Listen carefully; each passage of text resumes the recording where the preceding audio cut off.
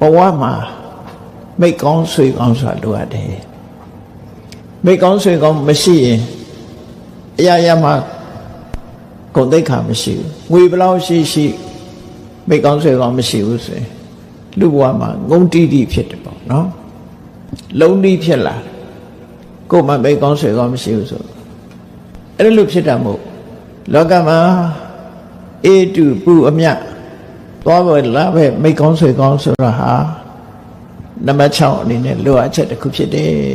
လိုချင်စရာကောင်းတဲ့အရာတစ်ခုဖြစ်တယ်ဟုတ်ပြီမိတ်ကောင်းဆွေကောင်းရှိပြီးတဲ့အခါမှာလူဖြစ်လာပြီဆိုလို့ရှိရင်ဟိုဟာမေးလိုက်လည်းမသိဘူးဒါမေးလိုက်လည်းမသိဘူးဘဟုတုတ္တမရှိဘူးအကြမ်းမြင်ဘဟုတုတ္တနဲတဲ့ပုဂ္ဂိုလ်ဆိုလို့ရှိရင်လည်းနလပိန်တုံးလို့ပြောခံရမှာဖြစ်တယ်ဒါကြောင့်မို့ခဏခေတ်မှာကိုနလပိန်တုံးမဖြစ်အောင်လူဟာ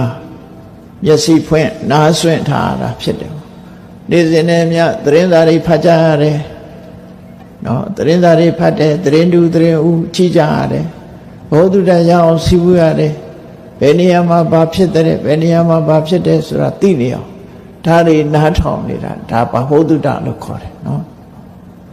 အဲ့ဒါလို့ general knowledge စသအရာ general knowledge ဆိုအရာရာကိုသိတတ်တဲ့အသိပညာတွေရရှိအောင်